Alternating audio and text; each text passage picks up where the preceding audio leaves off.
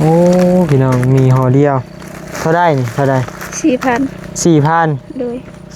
มีเงิน4,000อย่างไปซื้อมีห่อเดียวโดยไม่เห็นอะไรกินต้มกินโดยแซ่บบ่นางแซ่บสุดๆแล้วเนาะอาหารแถวนี้เนาะโดยอันนี้คือว่าสุดๆนะพี่น้องเอ้ยเนาะเขตนี้มีน้องหยังน้องไทย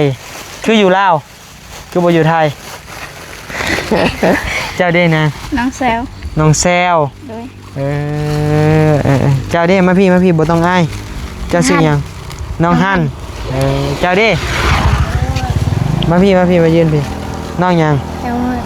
น้องมืดโอ้ยคือมาซื้อมืดซื้อกลับอันนี้แล้วเนาะมาอีกมาตีมานี่บ่าวให้เบิดนี่มา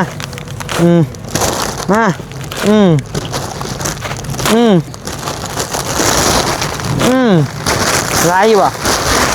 กินได้จากมือ2 มื้อ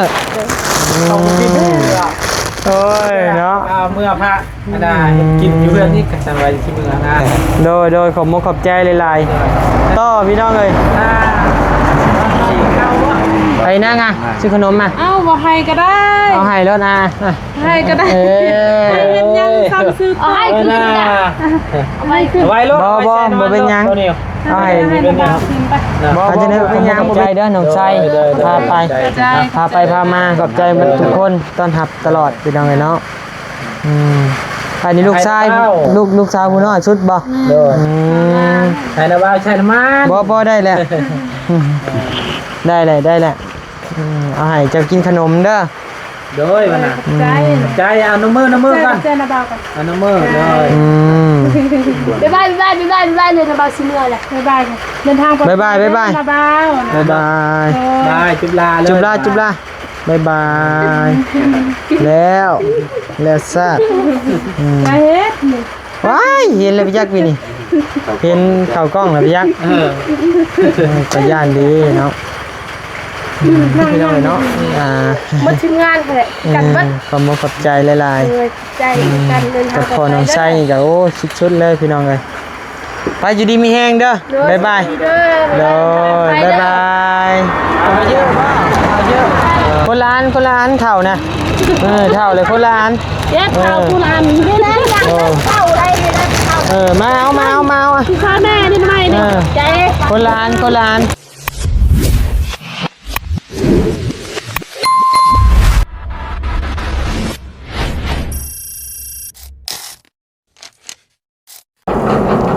พี่น้องเลยมาใส่นั่งได้ซื้อขนมมาเอาขนมน้ำมาอีกมาเล่นมาซื้อแต่ใช่เงินน้องใช่ผู้บ่ป้าอย่างไปซื้อเงินไอ้ใช่ผู้ป้าคือไปใกล้เนี่ยนางสวัสดีเด้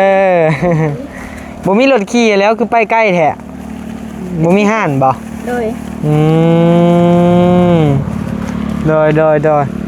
น้าบ่าวบ่มีหยังน้าบ่าวเอิ้นมาเอาขนมน้ำซื่อๆเด้อกินขนมน้ำน้าบ่าวจึงไปใช้เงินอยู่ใส่บ้านอยู่ใส่นี่ใกล้ๆนี่บ้าน35โอเคอยู่บ้าน35เลยเฮือนน้องล่างนี่บ่โอ้ย่างไปซื้อเฮือนไอ้ไส้วิทย์โค้งบ่โอ้ใบไก่แท้แถวบ้านบ่มีบ่ใช่นะบ่าวเบิ่งเนี่ยชื่อยังมาชื่อมีห่อเดียวนี่เอ้าโอ้พี่น้องมีห่อเดียวเท่าได้นี่เท่าได้4,000มีเงิน4,000อย่างไปซื้อมีห่อเดียวไม่เห็นอะไรกินต้มกินแซ่บบ่นางแซ่บสุดๆแล้วเนาะอาหารแถวนี้เนาะอันนี้คือว่าสุดๆนะพี่น้องเลยเนาะเขตนี้มีเวียดเนาะมีตัวบอลนี้เอามาแจกแหละสุดๆนะคะแนนได้ห่อเดียวนี่ก็ได้ใช่อีนางได้ยังโอ้อีนางนี่เงินหลายเนี่ยอีนางนี่ถือเงินไปจากพันนางอันนี้ได้มีห่อหนึ่งครับอันนี้ถือเงินไป10,000โอ้ได้หลายอยู่อีนางนี่ใช้เจ้าได้นางโอ้อันนี้ได้ไม่ค้อนพร้อมขนมพี่น้องเลย มีห่อหนึ่งคือกันอันนี้ก็ได้ถือเงินไปจากพันนางอันนี้15,000รวยก็มั่วนี่ เจ้าเด้ซะ24,000แฮงนักอันนี้แฮงรวยกว่าคักใช้เบิ่งได้ยังเนี่ย24,000ไปเอาเงินมาได้ใส่นางไปซื้อหาหน่อไม้ไปขายแล้วก็เอาเงินไปซื้อบ่แล้วบ่าวซื้อนิ้วเด้อเจ้าซื้อหยังน้องหยังน้องไทยคืออยู่ลาวคือบ่อยู่ไทย เจ้าเด้นะน้องแซวเจ้าเด้มาพี่บ่ต้องอ้ายเจ้าซื้อหยังน้องฮั่นเจ้าเด้มาพี่มายืนพี่น้องหยังน้องมืดโอ้ยคือมาซื้อมืดซื้อกำแท้แล้วบาดนี้มาเอาขนมนาบ่าวมาขนมมานาบ่าวซื้อเมื่อวานนี้พี่น้องเอ้ยเนาะบัดนี้ซื้อวานนี้ก็ยังหลายอยู่เพราะว่าโอ้นำเข่าเด้อรถนี่โอ้ขนมปังน่ะหมดแล้วเนาะ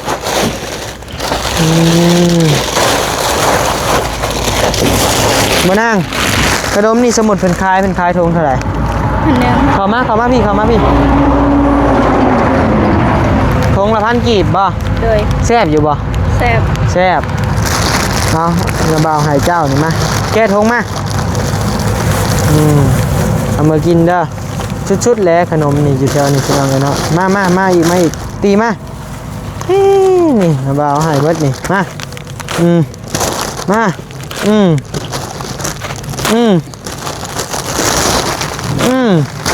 ร้ายอยู่บ่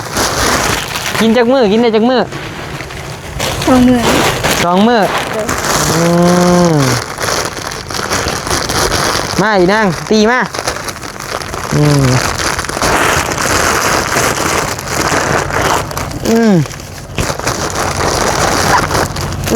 สิเมื่อแบ่งไปกินในบ่อนางมีน้องบ่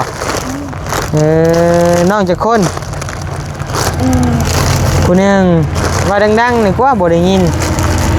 ไปมานะพี่น้องเลยเนาะเอาให้น้องๆเพิ่นพอมีกำลังคิดกำลังใจไปหาหน่อไม้ต่อพี่น้องเลยอยากกินเลยต้องได้ไปหาหน่อไม้บ่นาง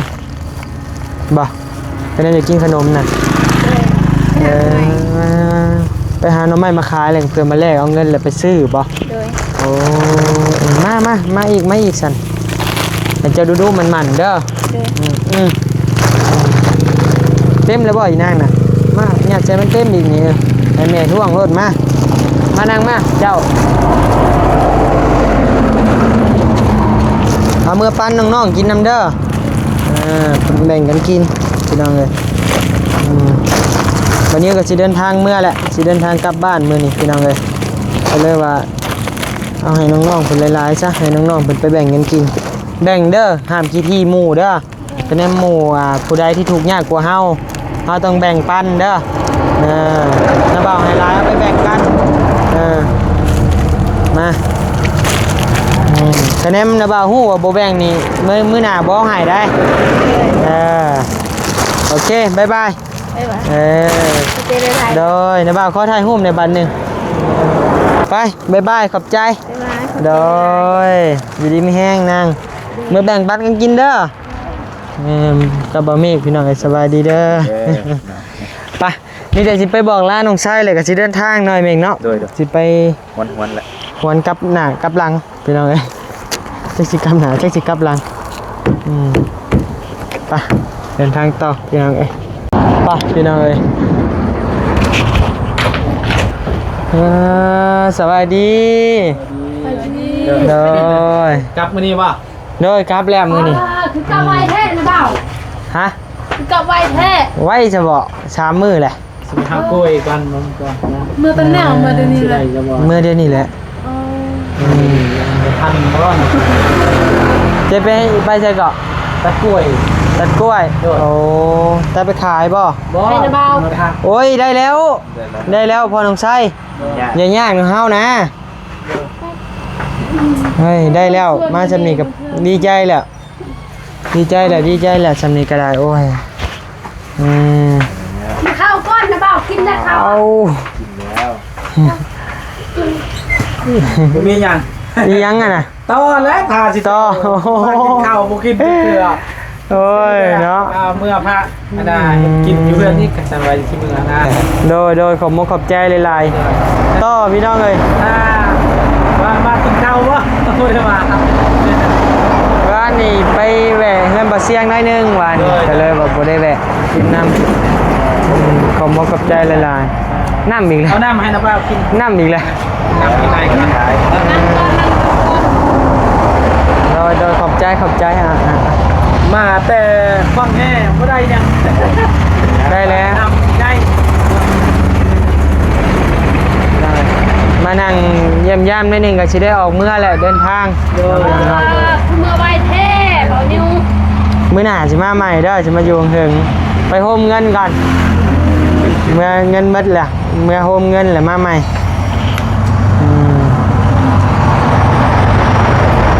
มันยากน้ำเต้าง้อนี่แหละใช่เอ้ยยากน้ำเต้าง้อเงินนี่แหละ กินหรือว่าเขาเนี่ย กินแล้วบ่ย่อก็ได้กินแล้วเนาะน้องเลยสบายดีพี่น้องเลยเนาะสิได้กลับป้าก่อนบัดนี้มาบอกลาน้องๆใส่เพิ่น ถ้าก็มาตองหนึ่ง สามวันนี้แหละสามวันนี้เนาะวันนี้ โดย สาม ไว วันนี้ ดีแล้วก็คือ ไปนะ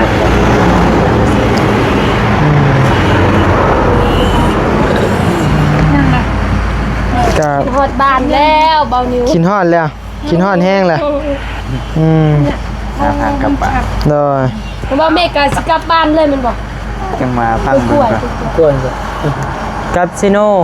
บะเมกก็ได้ไปนั่งอ่ะซื้อขนมมา เอ้าบ่ให้ก็ได้ เอาให้แล้วนะ ให้ก็ได้ยังซ้ำซื้อเอาให้ขึ้นนะเอาให้ขึ้น ไว้รถ บ่เป็นหยังเอาให้ ให้ดาวขึ้นไป บ่เป็นหยังให้น้องใช้ก็บ่เอาให้ไผก็บ่เอาบัด ใจ ยานที่เจ้ายัง ขอบใจ ใจเด้อนะบ่าว จะเมื่อไหวนะ บ่เป็นหยังบ่ยากขอบใจหลายๆสำนี้กับน้องใช้ผ้าป่วงผ้าเหล่ากา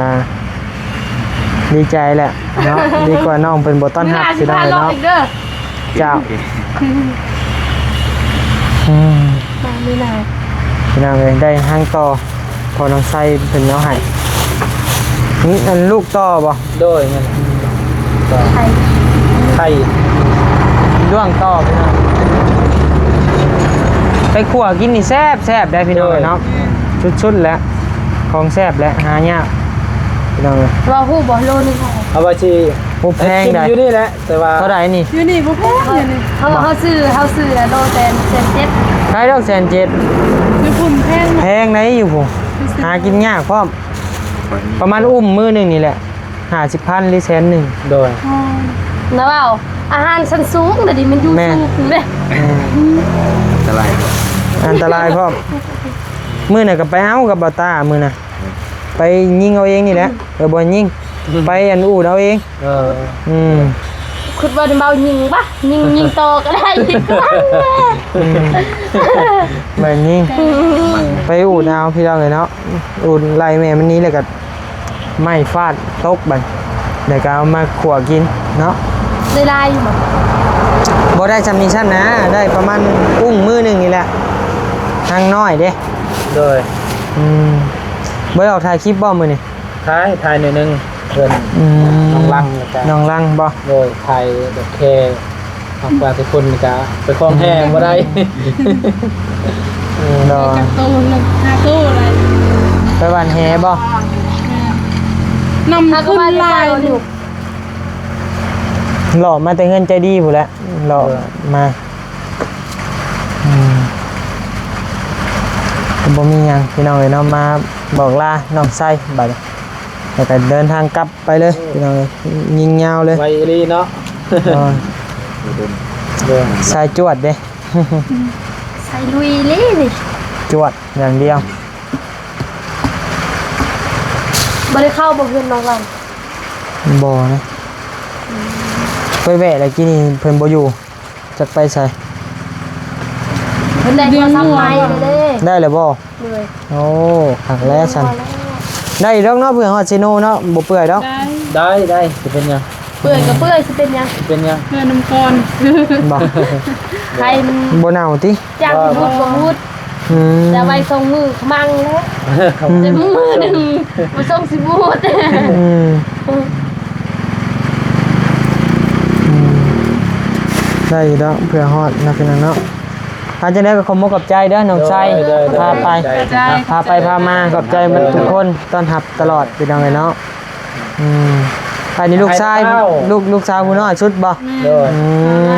ใช่นะว่าใช่นะมัน บ่ได้แหละได้แหละเอาให้เจ้ากินฝนกระตกอีกแล้วพี่น้องเลยเนาะโอ้ยเมื่อยน้ำเดือพี่น้องเลย ฝนตกตลอดเลย โด บ่ ย ได้ไปหาหน่อไม้ค่ะ โดย บ่ได้ไปหา นี่หน่อไม้ในรถกันยังได้ใส่เอาเป็นต้มไหม เอาไว้เอามือเลย เอาเมื่อย่ามันเหี่ยวได้มันสิบ่แซ่บ เอาบ่เหี่ยว มันบ่สดได้ เข้ากับ มาทงยางมาใส่นะไอ้เมฆซื้อซอยข้าวบ้านนี่ไปเอามาเอาเพราะว่าเพื่อฮอดบ้านมันอันนี้มันก็เหี่ยวเพราะแห้งเลยนะ มันแฮมขึ้น อืม นั้นเนาะ เพื่อฮอดบ้านนี่ก็แห้งสินักอีก เน่า มันอยากเน่าเลยเนาะเออโอ้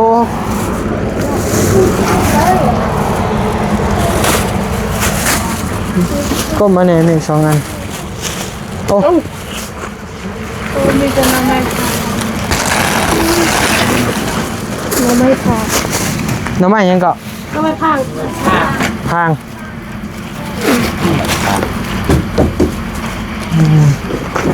ปลาเมี่ยนต้มเพื่อฮอดเฮือนคะแนนเชื่อเมื่อกับเพื่อฮอดเฮือนสิบูดสิเนาเสียดาย อันนี้ก็ยังซีอันนะครับ จนเหลืองแหละ แม่ เบิดมึงว่า วานกับมืดมื้อนี่ก็อีกมืดขึ้นอีกไปเด้อมีแต่อยู่ดีมีแห้งเดินทางก่อน ขอบใจได้ โดยขอบใจกัน แห้งไม่น่าพอ โดยพอกันไว้ใส่ มาขอบมกับใจหลายๆได้เดี๋ยวของผักของต้อนมานี่ ถึงทางปลอดภัยเด้อ โดย บ่มียังไห้เลย อีหยังฉันนี่นะ มีแต่นี่บ่มียังไห้ ว้าวมาเชฟโป้นก็จะกินแต่หน่อไม้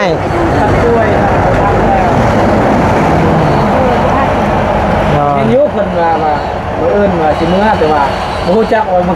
ตอน โดย แต่ว่าตอนแรก ขึ้นมาตอนแรกทีมงานกับตอนแรกแต่เขาไม่ได้บอกก่อน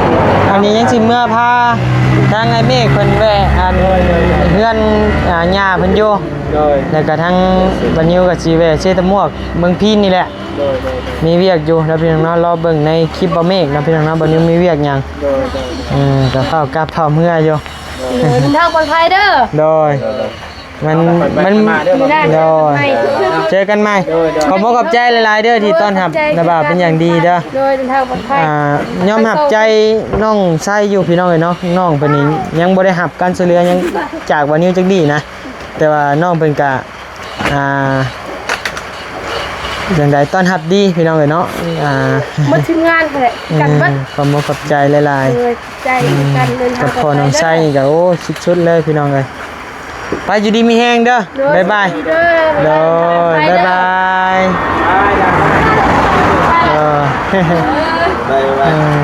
บ๊ายบายบ๊ายบาย ไปพี่น้องเอ้ยโดย ทางปลอดภัยเด้อ บ๊ายบายจุบล่า บ๊ายบาย พี่น้องเอ้ยอบอุ่นหลายนะพี่น้องมาเฮือนซ่านน้องไส้ไปพี่น้องเอ้ยก่อนสิเมื่อแวะเบิ่งหนูนี้ก่อนนะพี่น้องเนาะโอ้ยโหอยากได้นี่แหละบานิวเนาะเมื่อให้พ่อเห็ดจูกินพี่น้องเลยเนาะหนูพี่น้องเลยหน่อ น่อไม้บ่เฮ็ดบ่เฮ็ดหยังเฮ็ดหยังเฮ็ดหยังน้องเลยก็อันนั้นอ่ะโดยแต่เด็กน้อยมีบ่เด็กน้อยหั่นมาเอาแน่นั่งมาผู้เฒ่ากินเป็นบ่ผู้เฒ่า เป็นปื้อแม่จะกินปื้อเท่าเยอะ เฒ่าก็เยอะบ่เอาเยอะคนละอันเฒ่านะเฒ่าเลยคนละอัน เด็ดเท่าคุณอันไม่ได้ยังเท่าไรเลยนะเท่ามาเอาอ่ะ พ่อแม่นี่ทำไมเนี่ยใจคนละอันโอ้ยเอาไปเนี่ยใจขดใจเอาไปให้ยายทางหลังนี่หั่นระบบปากนะ ไม่เท่าหนึ่งยังบ่ใช่ผู้สาวฮะอ้าวจะได้ทั้งหมดเลย ให้ดึง ทั้งหมดเลยเนี่ยสาวนี่โต๊ะเท่าไรนี่โต๊ะเท่าไร ตัวชีพตัวนี้ไม่น่าเด้อพี่น้องเลยขายเครื่องนะพี่น้องเนาะพอกันอยู่บ่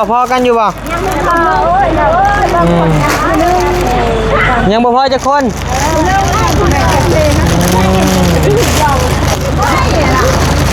อะไรก็แม่อันยังก็เอาไปอันยังแม่อันยังบ่ได้บ่แม่กะโอ้พันใจใช่นี่หนูมื้อหน้าไม่ต้องเลยจะได้อีกโดย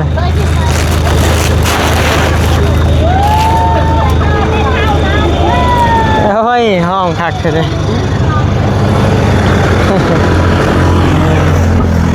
ไปต่อพี่น้องเลย